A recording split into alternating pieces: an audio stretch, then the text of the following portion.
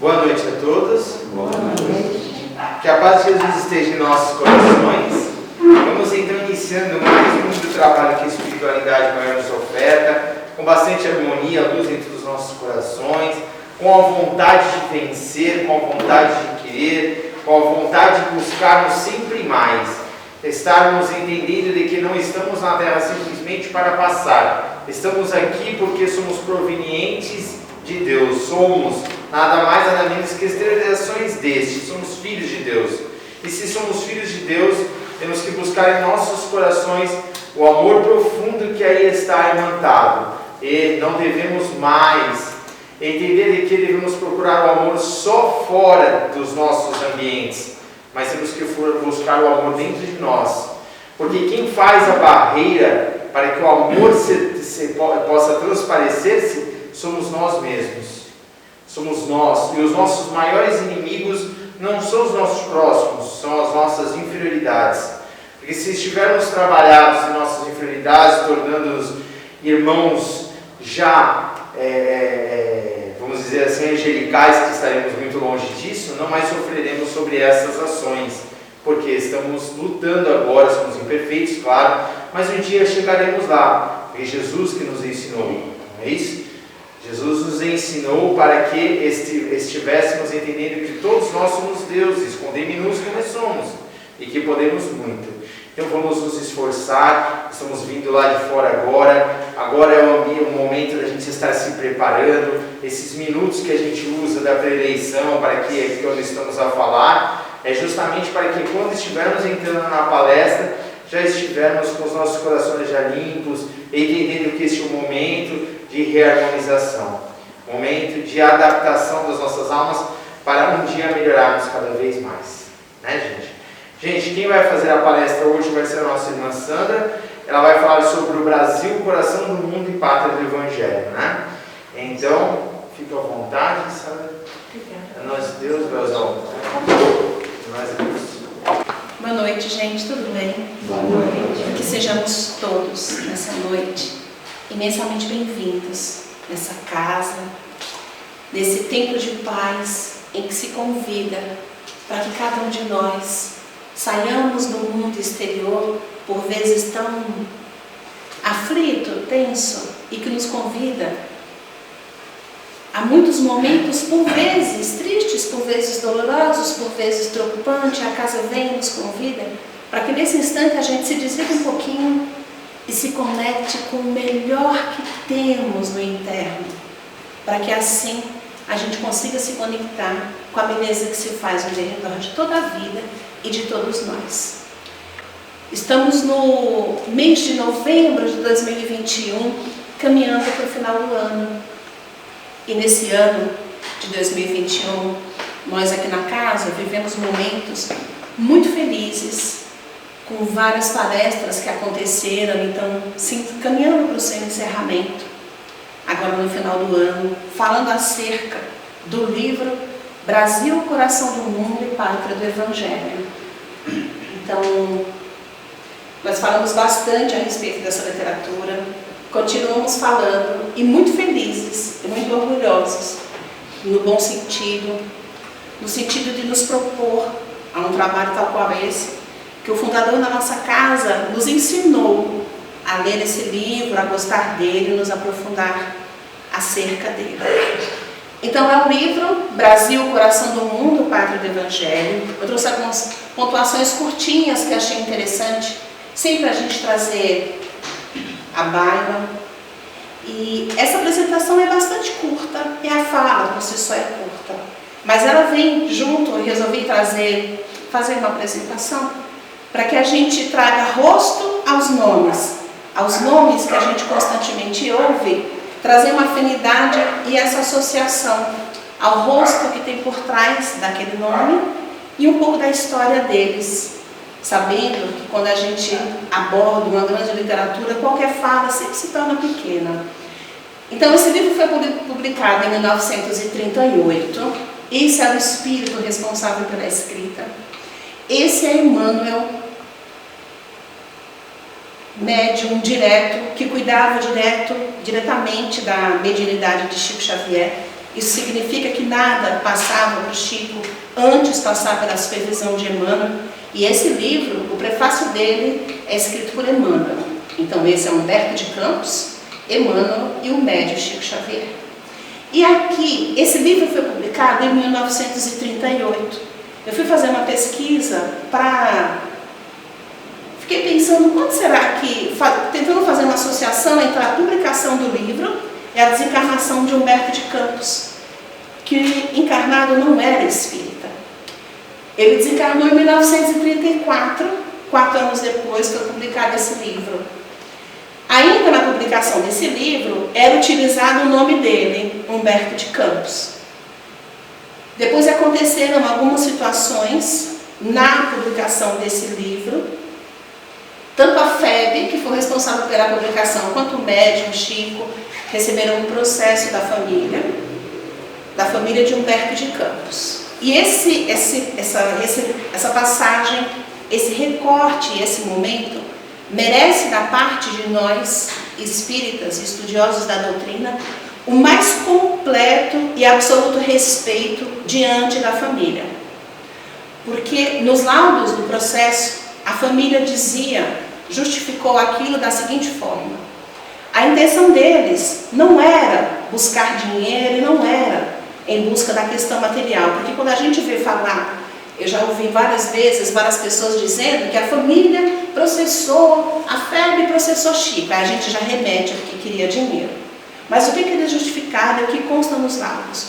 Humberto de Campos não se declarava espírita, tanto é que ele tinha escritas e algumas crônicas que eram críticas, inclusive, ele trazia muito a base da racionalidade e discutia bastante isso nos seus escritos.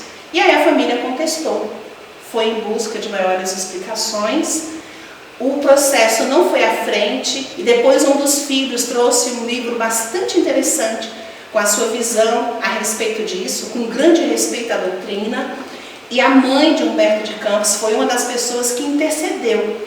Tanto a benefício, ela intercedeu no sentido de dialogar com a família dele para dizer que aquilo nos fazia necessário. Então, quando a gente ouve falar que a família moveu uma ação, que tenhamos muito respeito por eles e procuremos ver o outro lado da moeda. A gente nunca tem o direito de julgar, mas ouvindo isso, não vamos permitir que na nossa mente logo venha um pensamento desses, porque eles tiveram pensamentos lícitos diante da pessoa que até então estava encarnada. Um outro ponto que eu resolvi buscar era quem era Chico Xavier nesse período. Era um jovem de 28 anos. Portanto, na publicação, na primeira edição do livro Brasil, Coração do Mundo e Pátria do Evangelho, foi em 1938, 4 anos após o retorno do médium ao plano espiritual, e Chico Xavier se encontrava com 28 anos de idade. Ok. E aqui o que acontece? Eu comecei falando de que nós entramos numa proposta nesse ano de 2021, de uma das literaturas a serem abordadas na casa, que fosse Brasil, Coração do Mundo. E antes de falar das palestras, como iríamos abordar, a gente conversou com alguns jovens da casa e pedimos para que, diante dessa literatura, eles pensassem em algum desenho, alguma ilustração que representasse o livro. Fizeram alguns desenhos na casa. E essa figura é do Vitor, filho da Sônia, neto da Lindete. Ele fez esse desenho no começo do ano. Todas as nossas palestras com esse tema, elas iniciam com esse desenho. Então, o porquê dessa fala? Para dizer que antes de se postar aqui, um grande trabalho, uma grande dedicação de muitos trabalhadores foi feita. Então, aqui é para mostrar o desenho do Vitor, que é um rapaz extremamente tímido, extremamente quietinho e que tem um grande talento para o desenho. Foi muito carinhoso ao fazer para a gente. Então, parabéns a ele, parabéns a todos os envolvidos, parabéns aos colegas que se debruçaram sobre a literatura e que por tantas vezes vêm aqui emocionados por trazer uma fala tão rica e que por muitas vezes encontram incompreensão em vários campos, infelizmente. Então, é o momento que cada um de nós vivemos. Parabéns a todos os envolvidos e ao Vitor. Então, quando vê ele se lembrar, o parabeniza, porque ele foi muito carinhoso ao fazer isso daqui. Eu achei que valia a pena para a gente compartilhar. Aqui é Emmanuel, com o prefácio do livro. Eu recortei uma falinha e trouxe para a gente. E ele traz muito a respeito da união, da harmonia, do trabalho em conjunto, da vivência em conjunto.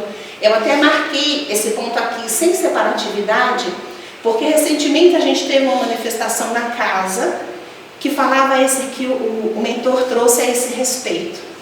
Ele chamou muito a nossa atenção no sentido da necessidade que nós temos do convívio em conjunto, do convívio com a coletividade, do nos harmonizar uns com os outros, de dizer que todos temos dificuldades, todos temos problemas, cada um num ponto, cada um numa área, porque aqui nos encontramos com o intuito de nos melhorar e construir um amanhã melhor. Então a dificuldade faz parte da vida de cada um de nós. E a fala dele foi muito nesse sentido, no sentido da união, no sentido da harmonia e no sentido da gente se trabalhar e caminhar juntos. Por isso, eu separei essa parte do prefácio de Emmanuel e trouxe para a gente ver na noite de hoje. Pois bem, a fala de hoje, ela já no comecinho do livro, no primeiro capítulo, eu vou trazer isso daqui para contextualizar o porquê que eu fiz esse recorte no livro para a gente poder conversar. Logo no comecinho ele diz que estava havendo uma grande preparação na Terra para uma visita ilustre que se faria. E essa visita é nada mais, nada menos que o Cristo, o governador da nossa terra. E ele viria para essa visita periódica. E grandes mentores, grandes espíritos, grandes anjos das esferas maiores da vida, preparavam o ambiente, preparavam a natureza, preparavam tudo para receber o Cristo nessa visita ilustre e tão esperada. Se a gente, quando vai receber na nossa casa alguém que a gente gosta, a gente fica feliz e quer preparar tudo, imagina a chegada do Cristo à Terra. E a literatura mostra que essa vinda dele se deu no último quartel do século XXI. É assim que está no livro. Eu quis esmiuçar esse pedaço para a gente ver o que é. Quando fala do período de um século, ele perpassa do dia 1º do 1/1 de 1301, já que ele está falando do século XIV, até o 31 do 12. Ele mostra que a visita foi no último quartel. Então, o que significa? Você pega o período que ele está dizendo, divide em 4, o que corresponde que essa visita se deu entre os anos de 1375 e 1400. A literatura aborda uma grande beleza, uma grande movimentação, uma grande busca de harmonização do ambiente para que ficasse com a melhor vibração possível para receber aquele grande espírito. Entretanto, no século XIV, no finalzinho do século, como que se encontrava o mundo? Como é que o planeta estava? Eu fui dar uma pesquisada, vendo do que tinha no livro e algumas coisas com base na história. E o século XIV foi um século doloroso, bem doloroso. Naquele período, os céus, os tronos maiores se preparando para a grande chegada do Mestre Divino para a sua visita, e aqui na Terra encontrávamos com grandes desastres políticos e naturais, tanto na Europa e nos 4 cantos do Império Mongol. Foi nesse período que a peste negra exterminou 1/3 da sociedade europeia. Enquanto isso, Inglaterra e França estava acontecendo a Guerra dos 100 Anos. Então era nesse ambiente de sofrimento, de guerra, de dor e de angústia, em que se brigava tanto pelas questões bélicas, em que o mundo sofria com as pestes e as pragas, era nesse ambiente que o Cristo viria. E é isso que o livro traz já no seu primeiro capítulo. Essa fala, contextualizando esse período que o Cristo veio e o período do século XIV, é para ir as figuras centrais da fala de hoje. Então, o objetivo disso, o objetivo dessa entrada, é falar a respeito desses 3 personagens que são verdadeiros anjos e que estão inseridos no livro. E aqui é um recorte de várias passagens, momentos eu trouxe para que a gente pudesse conversar. Tivemos aqui falas extremamente ricas dos nossos colegas que vieram e se debruçaram a respeito dos capítulos, e nesses capítulos vinham esses irmãos. Então, quem são? Aqui é Dom Henrique de Sagres, aqui é o anjo Ismael, e aqui Joaquim José da Silva Xavier. Então a gente vai conversar um pouquinho a respeito desses três personagens, que são três grandes anjos das nossas vidas e que a gente não tem nem noção do tamanho deles e o quanto trabalharam e trabalham a benefício da terra e a benefício do nosso Brasil. Então, o primeiro deles, Dom Henrique de Sagres. Dom Henrique de Sagres, antes de ser Dom Henrique de Sagres nessa encarnação, ele foi Elio no plano espiritual. Era esse anjo Elio que conversava com Cristo, que estava com ele e que era responsável pelas questões sociológicas. Então, tudo que se refere à população, à sociedade, a grupos, a vivências, entra na parte sociológica. E Elio, no plano espiritual, nos grupos que atuavam com Cristo, atuava nessa parte. E aí o que acontece?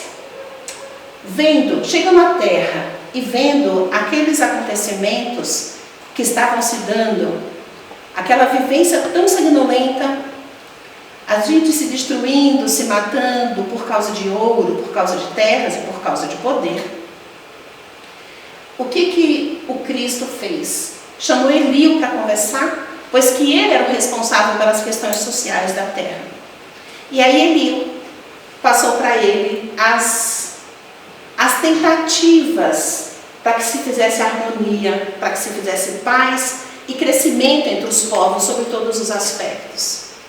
E a prosperidade era pífia diante da violência que se fazia tão dolorosa e que se fazia tão extrema naqueles períodos.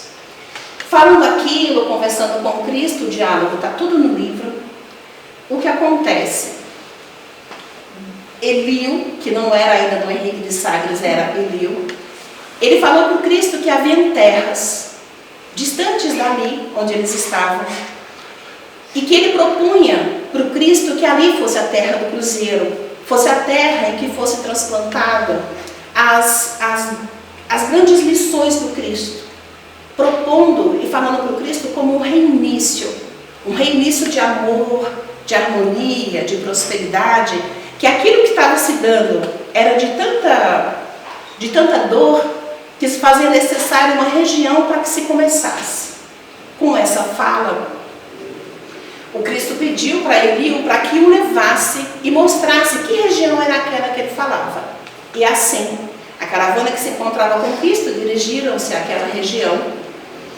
Ali conheceram, o livro traz explanações muito interessantes a esse respeito e muito ricas.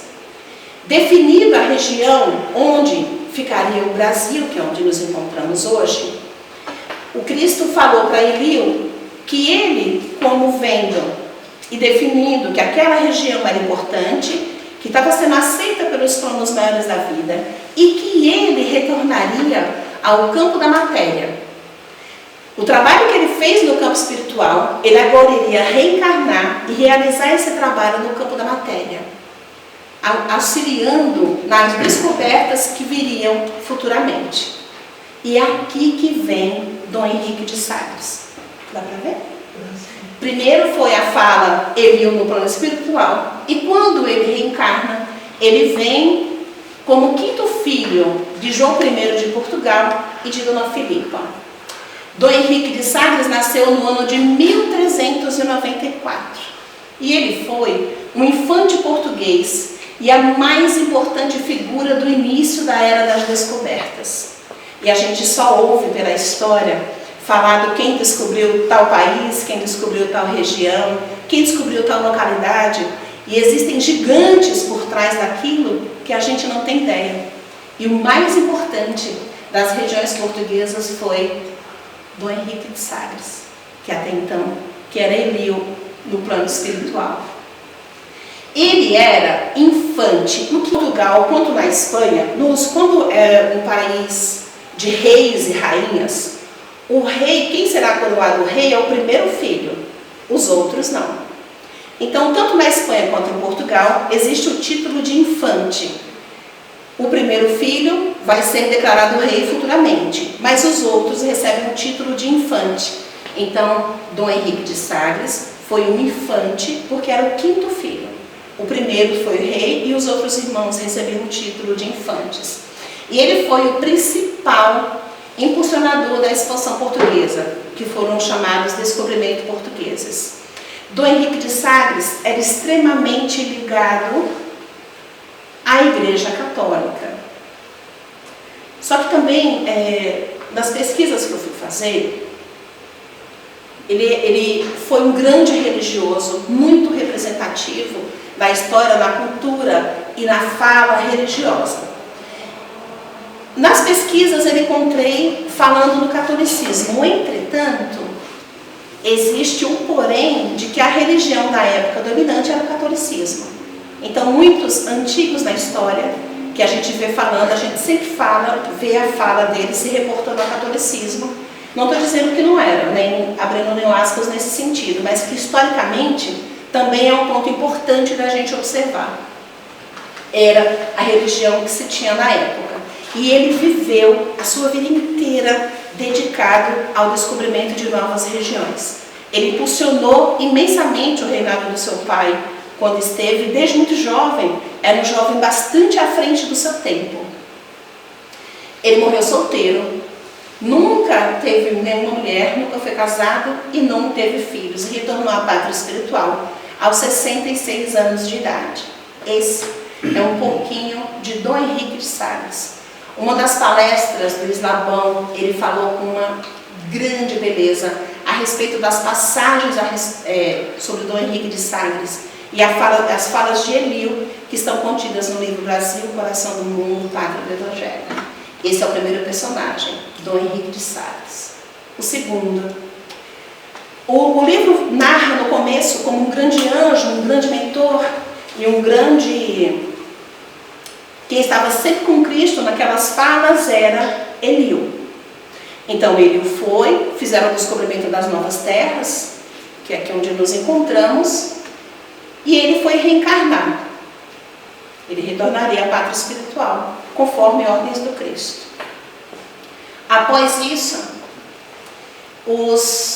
aquele grupo de espíritos que estavam junto, recebendo Cristo, conhecendo aquelas regiões, estavam comemorando a descoberta de novas terras, de novas regiões, onde haveria grande chance de trabalho, mas não é o trabalho por trabalhar, é a oportunidade de trabalhar para nos melhorar e reconstruir as destruições de ontem. Porque o terreno que a gente prepara hoje, que a gente trabalha hoje, é para que nós continuemos trabalhando da manhã e para construir um mundo melhor para aqueles que nos rodeiam. Então eles estavam comemorando e muito felizes pelas reuniões e pelos acontecimentos que estavam tendo com a chegada do Cristo.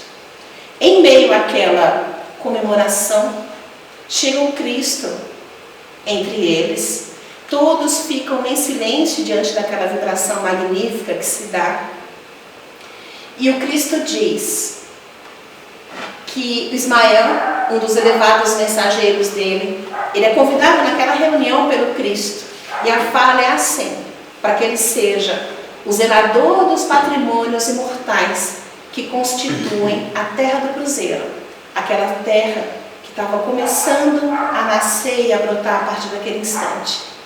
E ali, anjo Ismael entra e passa a ser o nosso anjo guardião. Fica designado como grande protetor e grande orientador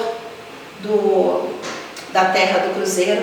E o Cristo também o diz, que ele esteja confiante, pois que estará sempre por perto, estará sempre auxiliando e que ele jamais estará sozinho. Diante daquilo, Ismael se emociona profundamente, como é de se imaginar, e a partir dali ele hasteia a sua bandeira, que passa a ser Deus, Cristo e caridade. Esse é o anjo Ismael, um pedacinho sobre ele. E o terceiro personagem, Joaquim José da Silva Xavier, Tiradentes. O livro também traz narrativas espetaculares a respeito dele, que dentro da história a gente conhece de maneira tão pífia. E ele nasceu em Minas, mas faleceu no Rio de Janeiro, onde era a capital do Brasil. Retornou à pátria espiritual aos 45 anos de idade. Angustiado, dolorido, entristecido, pois que foi abandonado por todos aqueles companheiros que o rodeavam. Todos afastaram. Todos, ninguém chegou perto, com medo, provavelmente, das acusações que se davam. Mesmo todos sendo presos, apenas ele foi condenado à forca e depois teve o seu corpo esquartejado, que a gente sabe dessa parte. Ele morreu dessa forma. Foi o único que foi condenado à morte. Os outros foram para presídios, foram banidos, foram para outras regiões, e só Tiradentes foi condenado à morte, em forca. E ele retorna assim, abandonado por todos e diante de uma forca. Porém, quando o seu corpo balança, já sem vida naquela forca, quem o está esperando do ladinho é Ismael. Quando o seu corpo cai, é Ismael que o acolhe, é Ismael que o recebe e fala para ele que ele viveu aquilo e que agora se supera e deixa os seus equívocos e dores do ontem e agora se reconstrói para o bem, para o belo e para as grandes pairas da vida. Porque aquilo representava um passado de inquisidor, onde construiu muitas dores e as mãos que plantam são as mesmas mãos que colhem. Esse é o terceiro personagem, Joaquim José da Silva Xavier. Na fala de hoje, a maior intenção era que a gente visse rostos desses grandes personagens, que a gente visse um pouquinho sobre eles. E mais que isso, que a gente, a todos os momentos da nossa vida, façamos da prece uma aliada em todos os instantes.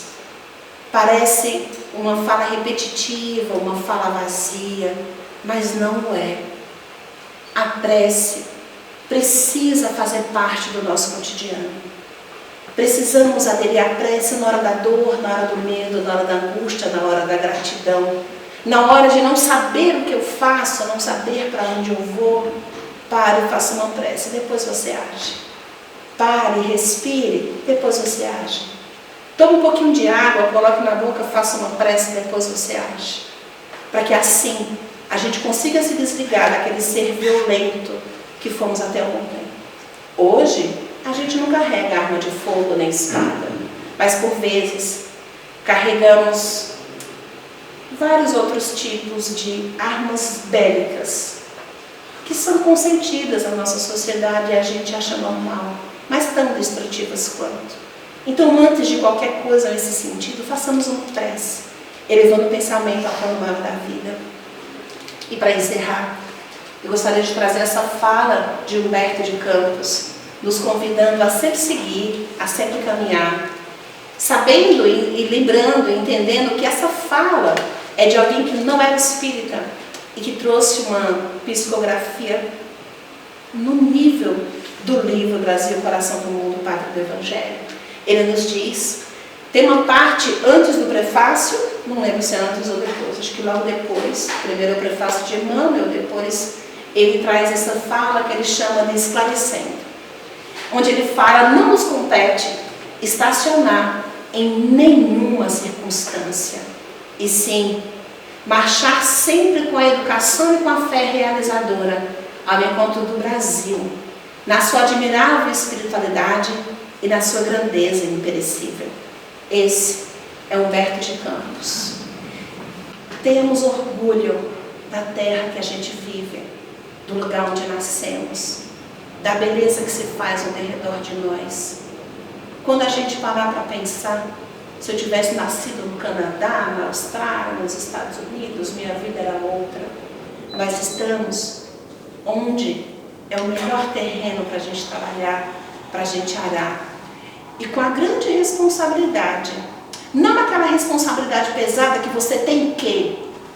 A gente não tem que, mas é só uma responsabilidade que nos diz: desperte, porque a vida é bela. A doutrina espírita nos traz um Cristo descrucificado.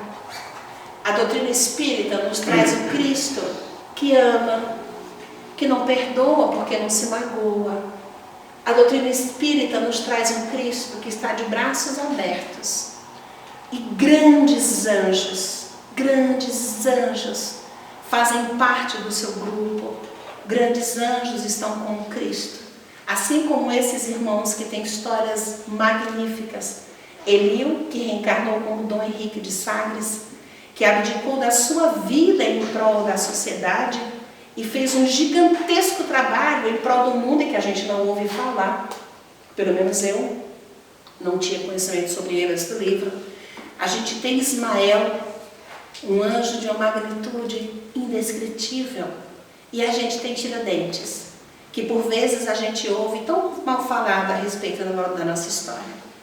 Então que tenhamos no nosso íntimo a certeza de que esses grandes anjos não estão lá no céu em tronos de ouro, estão em nosso derredor, com as mãos estendidas, nos convidando a caminhar. A doutrina é leve, a vida é leve, por mais que não pareça, porque a gente está arando o terreno que nós mesmos vamos pisar. A gente está tirando aquelas pedrinhas que no momento de grande infantilidade nós mesmos colocamos. Então, a fala de hoje é: muito obrigada pelo respeito, pelo carinho, e obrigada à oportunidade da vida, que mesmo naquele instante que parece tão doído, a vida se renova, a beleza se faz. Às vezes no instante que a gente está debruçado no chão, extremamente triste, eu vou abrir um aspas para falar de uma coisa íntima. Minha mãe retornou à pátria espiritual há alguns dias atrás. E é um momento que a gente fala: poxa vida, mas não dá para falar: poxa vida, que triste.